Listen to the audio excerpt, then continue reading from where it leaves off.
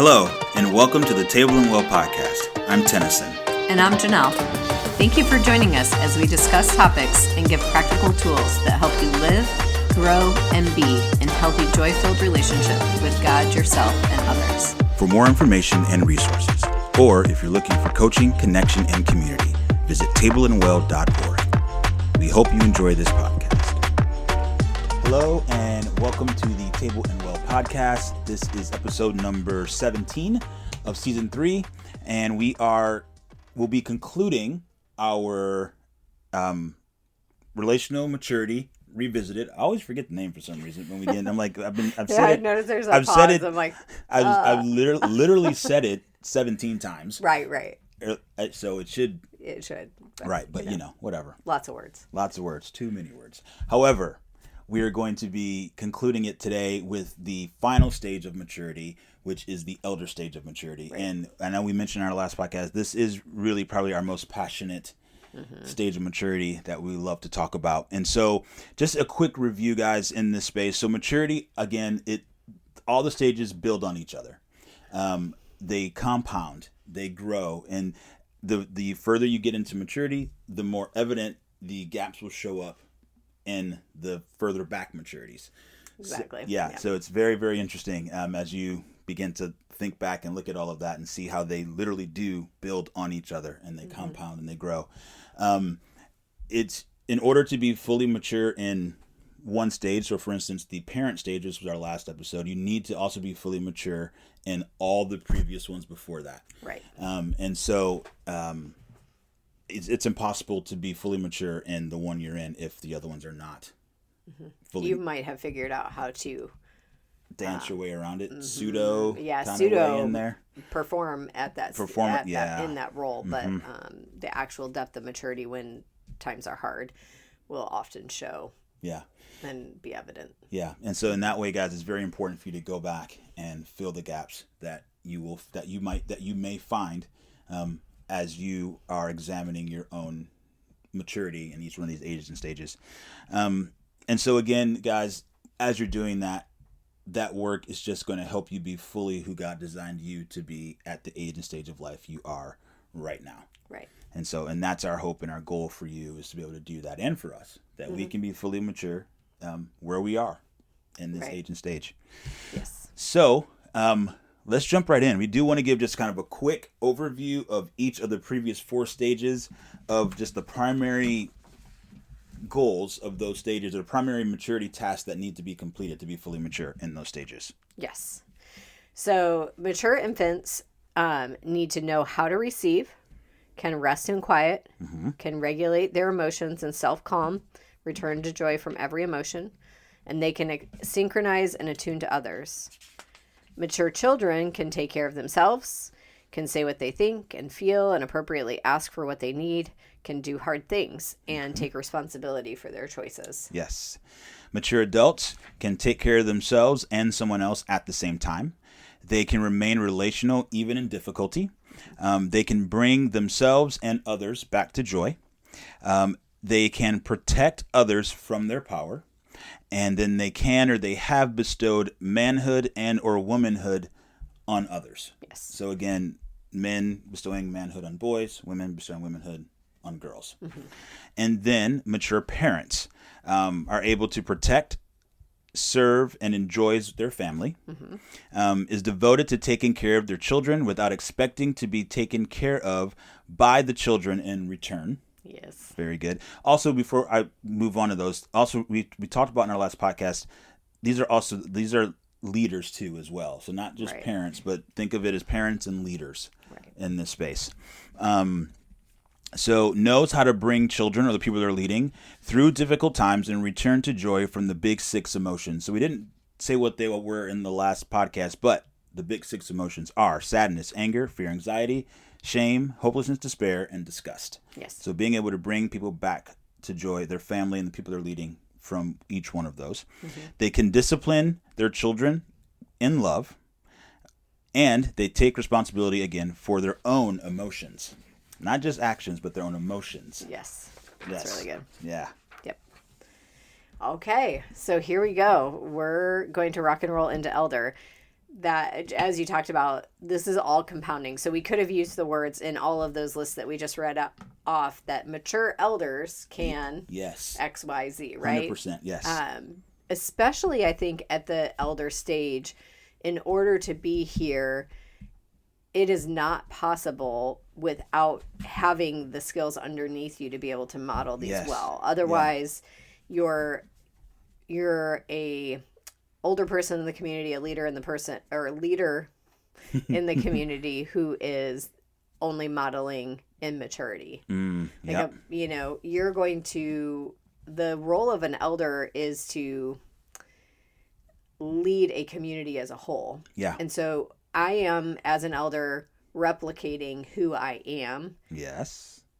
In a multiplication fashion, more so Yes. than just being a parent, in the way that I am replicating who I am into one or two people. Yep. Now I'm doing it as a group identity, as a Yes. whole group identity. Yes. And we see this in beautiful multi-generational families who understand that and value this, but Yeah. we lose it Yes. in we've lost it in our American culture. Absolutely. So we are passionate about this because we haven't said why. Nope, not we're not passionate here. about this. Yeah. No. So we are super passionate about this because this is really where maturity, kind of the rubber met the road for us. There was a couple different places along the way when we were introduced to this concept. One, as we've shared multiple times before, it was learning how to parent ourselves in the spaces that we had not been parented. Yep. But part of that also came into play because we could not find parents outside of our own selves to fill that space for us. Like we talked about in parent maturity, about how we need others in the community to maybe fill a role of parenthood for us. And when you're an adult who is grappling with maturity gaps, part of what allows you to grow is having someone else be a parent for you, so you can actually relive Yes. the spaces where you missed. Yeah. So if my job as an infant, if my only job as an infant is to receive, and I never learned how to do that as an infant because I didn't have parents who could attune to my needs and allow me just to be on the receiving end, Right. then how do I learn that as an adult, as who's already parented kids? Right. Because in order to be able to practice receiving, somebody has to be giving something. Yes. Right? Right. And I need to just be on the receiving end without feeling a need to give back equally or to, give a 50-50, which is where we struggle, I think, in some of our marriages where this is imbalanced. And it also struggles in our friendships where this is imbalanced. So for us, as we were realizing, like, okay, we need to learn how to receive, or we need to learn how to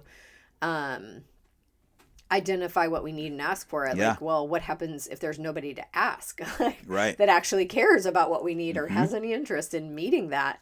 And so we're like, okay, elders. We get the concept of an elder, because an elder essentially is the parent of the community and can parent and fill that space for those of us who are already further down the road in this parenting stage, but have gaps that exist that need to be filled by somebody further down the road, somebody who is not our peer. Yes. And that's the biggest key, is not our peer. Right. Yeah. Because we talked about this in the last podcast too. Adults trying to parent other adults does not go well. No. At all. No. Yeah. So we further down the road, not our peer, and we needed to see it modeled out. Right. I mean, not just asking the questions, not just having someone, pour into us so we can receive yes, yes, and yes, but more so even modeling what it looks like to be parents of adult kids, to be grandparents, to be leaders in the community, to be all the things that we're doing and the things that we feel the Lord's asked us to do, seeing it modeled by someone further down the road. So we can then be basically invited into that space with them, and because you learn through modeling. Right. And even the simplisticness of what we talked about in the parent stage of maturity that was missing from our lives. Yep. Like, what does it look like to have home? Yeah. And have a place of So safety true. Yeah. and belonging and identity. We did not have that in our lives and still to a point don't have that. Like, we don't have a place to go home to with people who are there just to provide that safe, protective space for us, or we don't have people who will protect us or bring healthy correction our way, or call identity, or bring us up in manhood or womanhood. Like, so we saw this 8 years ago, and we began to search among all the people that we knew and had known for years. That, I mean, because of the ministry that we've done, we knew hundreds and hundreds of people, and we realized that there just wasn't anybody who could really hold our story and walk it out safely with us and create those things that we just talked about in the parent podcast, that we really needed parents. We needed parents. As we were in our 40s, we needed parents, which at that point are elders. Yes. And we could not identify anybody, or, well, I take that back. We identified a handful of people, but the concept was lost on them. Because we had conversations. We had conversations with all of them, and said, this is what we're looking for. This is what we need. And in our immaturity too, we may have been not a little communicated that well, or put expectations on it that weren't maybe healthy.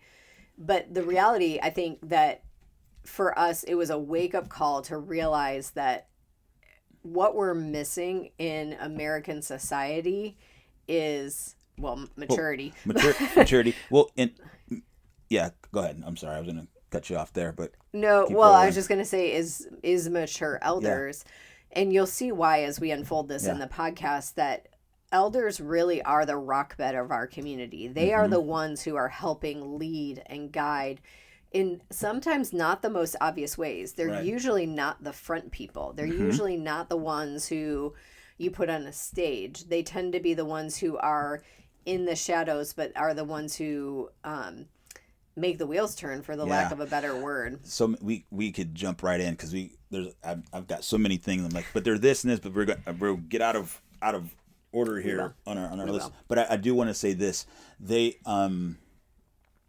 the elders are also, I don't remember what I was going to say.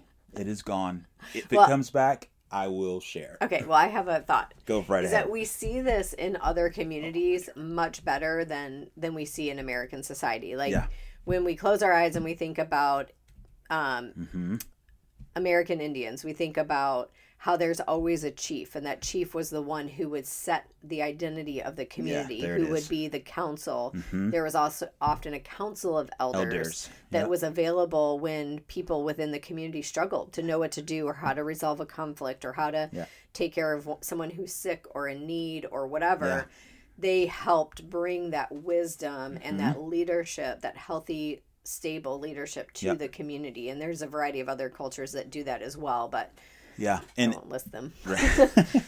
But what I was going to say was, we talk about American culture, but even in the body of Christ, in the body of believers, we are missing true elders in the body of believers to remind us of who we are. This is how it is for us to act. The ones that are creating identity, not standards. And we'll talk about the difference a little later in the podcast, but just the ones that they can see, they've been there, they have wisdom. They've been, anyway, I'll just keep going. And they're investing their capacity into the community, and they understand that to be their role. And they have the capacity to give. Yes. And I think just one last thing before we jump into this. We're kind of setting the stage. Yeah, I know. We're kind of setting the stage and trying not to give it all away all at the same time.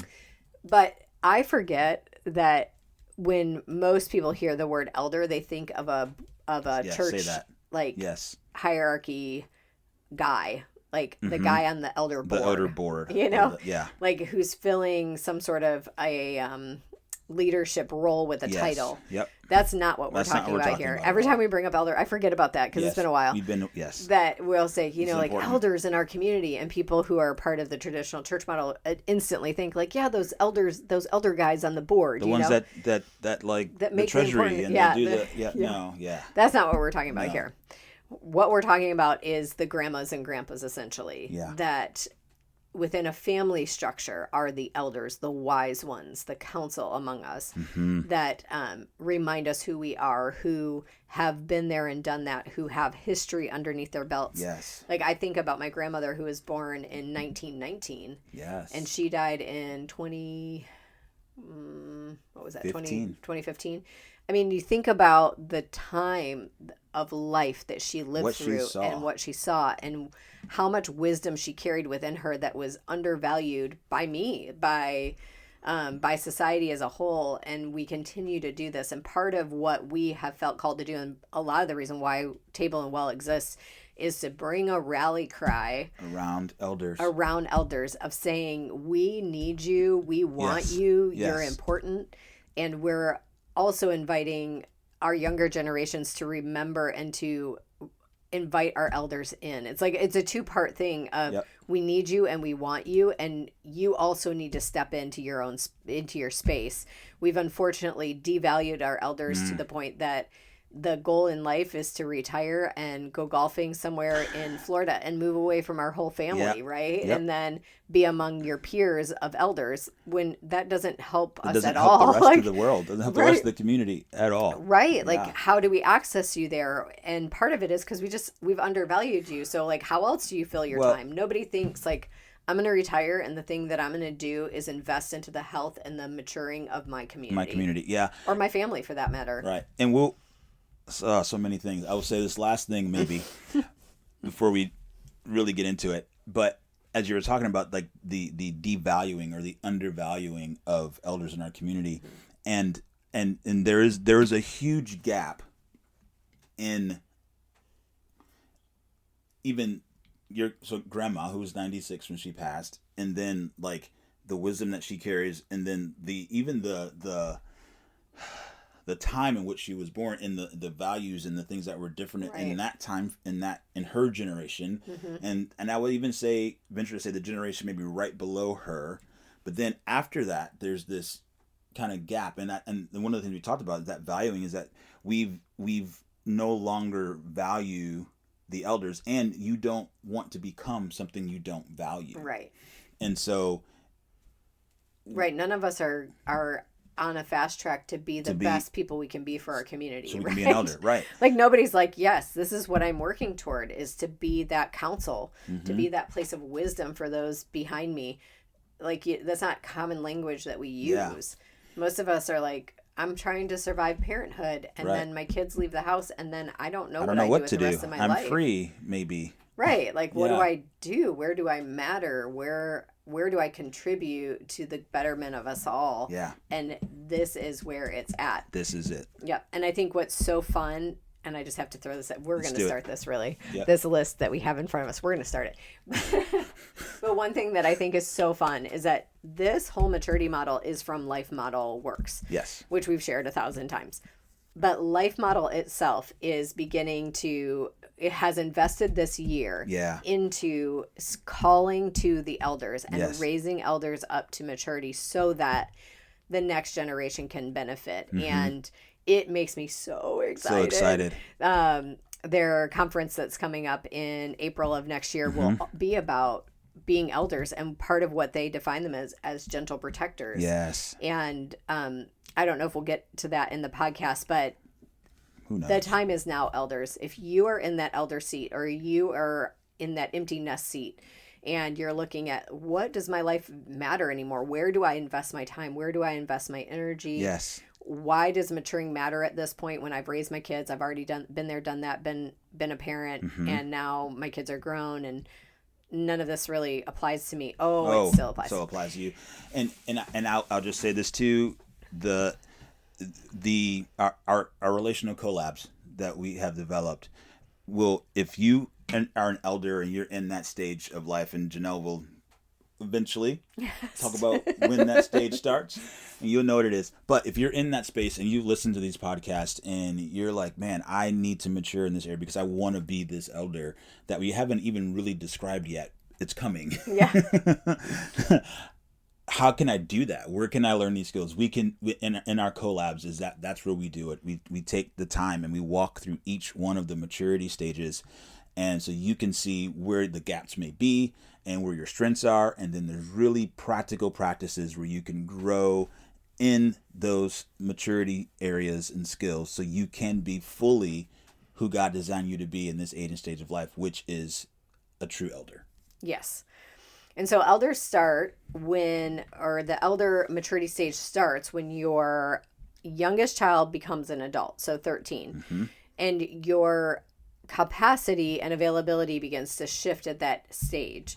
So again, in American society, 13 might feel like a joke to say, like, yes, I feel like I might be on the on-ramp of becoming an elder, because our kids tend to be maturing later, or we don't think about them becoming adults and being able to work. Like, most kids at 13 haven't quite mastered yet how to take care of themselves. Right. And so we're still doing a lot more caregiving than maybe we quote unquote should at that stage. Right. So that ends up kind of trickling over into making this part tricky.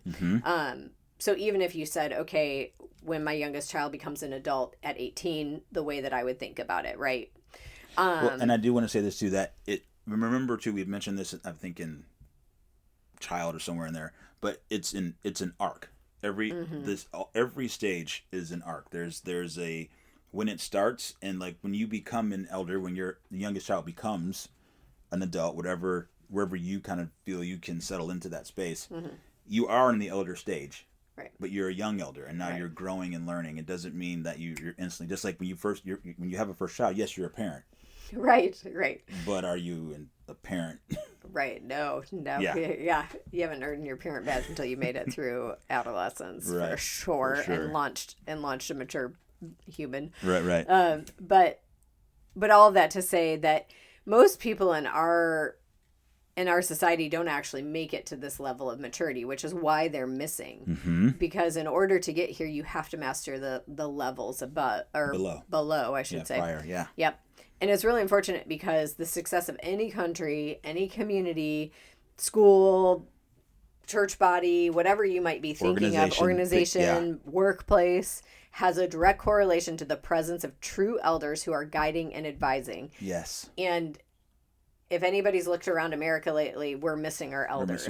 Because we don't know who we are, and we don't know what matters anymore, and we've lost all of the lessons that we've learned and forgotten because we don't have elders reminding us of that. We don't have safe places of wisdom and counsel. Yeah. And part of that is because we've just lost the value of them. Remember when we talked about boomers and how there was this whole, I guess that was only a couple of years ago, where there was the whole memes going around of like, okay, boomer. And it literally had that tone to it. Like, okay, idiot who doesn't really know anything. You're so irrelevant. And no wonder why elders are being lost in our community. But who's saying that? 20-year-olds who don't know anything yet. And don't know who they are yet. They don't know who they are, and they don't know what they're like. Yes, technology has advanced so much that we are in a different day and age than I think we've ever been in the advancement and the shift of culture, in that like we have a whole generation of people who have been kind of edged out because of technology, and a whole generation that has somewhat come into power because of technology. But it doesn't mean that the maturity equals that. No. And so now we have this imbalance of maturity where we have a lot of immature people leading and not enough mature people leading. Yes. And what we would love to see is for those tides to turn, because it's healthier for everybody. Right. Then those 20-year-olds can truly be themselves and actually know who that is. Because, and the 20-year-olds, they have all the energy and they have the power, not the power, but they have the go get it. Brilliance, to go and do the thing. Right. To go do it, to make the changes, to make all of the things, but with guidance. Right. Of what is... Right. They're not even they don't even fully know how the world works. And this isn't a slam on 20-year-olds. No. We have them and believe they're amazing, but anybody who's made it past 30 realizes like I didn't know what I thought I knew squat. At 20, right. But yet there's all this passion and energy and big dreaming that, could you imagine what it would be like to have an elder partnered with a 20-year-old and a 20-year-old partnered with an elder, and like what kind of difference we could make in the world if that was a thing? That'd be awesome. Oh, don't get me started. Anyway, maybe I did get started. You did. Okay. We already got started. So part of what we're inviting Yeah. through this podcast is an invitation back to valuing elders. Yes. On both sides, both Yes. from elders themselves and from our younger Yep, generations. Yes. So the primary goal Okay. of an elder is to sacrificially take care of the community with joy. Right. So just like we talked through a whole thing with the parents, those same things apply, but now we're talking about that household, quote unquote, being the community itself. The family is the community in a bigger context. Right. So your scope has broadened. Your eyes are searching wider for all of the different spaces that you would do as a parent, but now you are taking those same skills and applying them to the community at large. And this is really simple to see in the biological family of, as a parent, I'm most focused on my own children. Yep. I only have so much energy left to help somebody else raise their kid. Right. Even though we talked about that being part of what we could and should be doing. Uh-huh. But my primary focus is going to be my kiddos. Yeah. As an elder, even in a biological family, as a grandparent, if we use that word instead, I have my own children who are parents, and then I have grandchildren that are, my lineage. Right. Yeah. And so not only do I now care about my children, I care about my grandchildren. Yes. And then as that family grows, I also care about the well-being of their children. Yes. If I get the privilege of seeing them that far. So already there's your community. Yes. So when we talk about minimum. at a minimum, we're talking about that, and we're not even seeing that anymore in a biological family. And so just like I talked about in the parent podcast, is that there is an idealism here to this concept that, yes, this is the way it, quote unquote, should work. Like, boom, boom, we have children. That goes great. We become grandparents, and that keeps, keeps we have going. great relationship with our adult kids, and then we have great relationship with our grandkids, and, it's all magical, right? Yay. But we know there's a breakdown that's been existing. I think what we're doing in Table and Well is reminding people of what could be, and reminding people of and the how-to of what could be. To reawaken what would make us most alive. All of us. Everyone would benefit from this. I don't know a grandkid that has ever not benefited from a grandparent that is super involved. And I don't know a parent that's never benefited from their parent being involved. Obviously healthy. Yeah, exactly. When their parent is mature and healthy, or that grandparent is mature and healthy, then everyone wins. Everyone wins. When we think about that as well in a community context, everyone wins. Yeah. So in saying that, elders, again, grow their community. That's literally in their DNA. They should be growing their community. An elder has raised their kids, and now they're ready to move into the community. And to raise the community, they have their capacity has grown. Again, they no longer have, like you're just saying, they no longer have people directly underneath them that they are caring for. Now they have a wider scope, and a capacity can get a lot larger to be able to raise a community. So the elders carry most of the weight in the community because they have the most life experience and they have more capacity. Right. And so for the reasons that we just said, and they're able to do that. And life we experience. see things being a little bit out of balance when this isn't true, when we see people in the parent phase of life being given most of the weight in the community. And we can do this through a lot of hierarchical organizational structures where we expect a 40-year-old to carry the weight for everyone. They're our fearless leader, and they're still raising their 5-year-old, 10-year-old, and it's too much because they just don't have the capacity. Their focus really should be on parenting their children, not on parenting the community. Right. And this happens to pastors all the time, where they get shot and burnt out, both because the weight of the community is on their shoulders, and it doesn't belong there. No. The weight of the community should be on the elder's shoulders.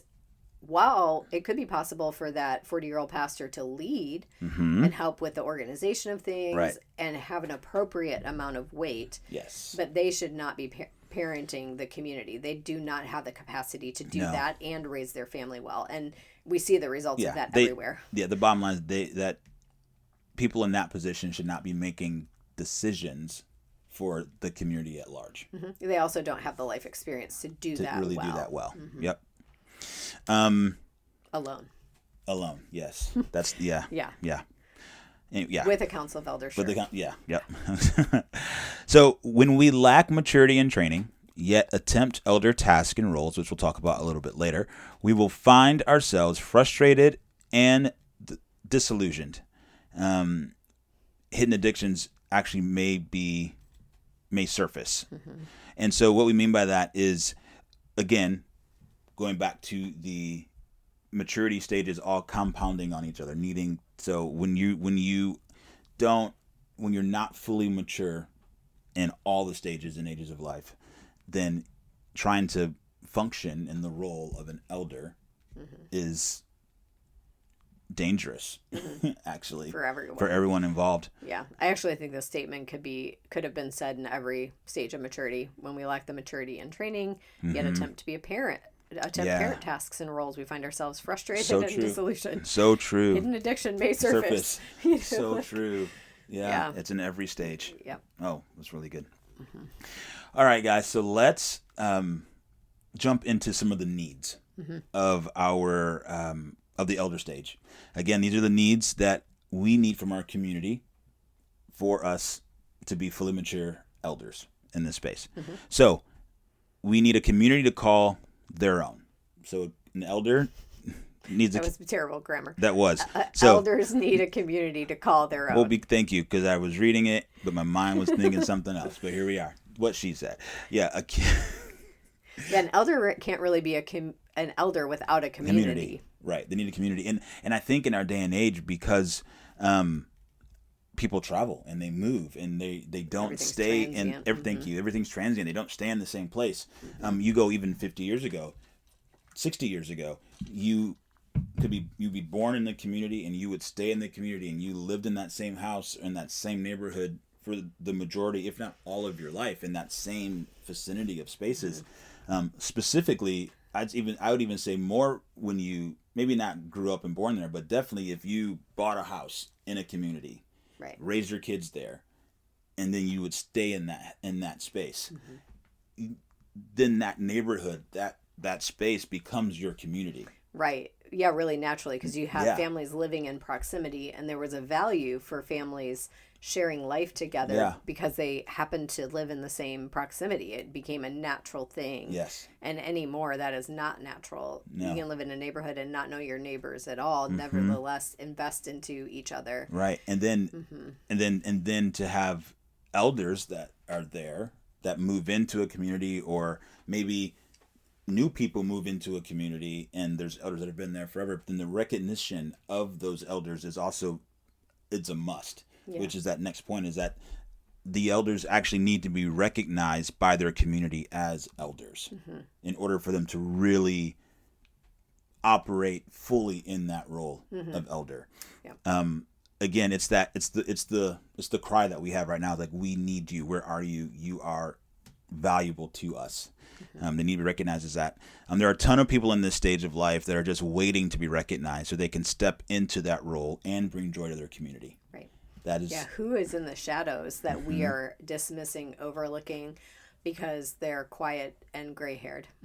Like, that sounds funny. Yep. But they're typically not people who are out trying to get attention. Right. Or trying to call attention to or take charge or any of that. Most of them are, kind of have been relayed to the shadows. Yeah.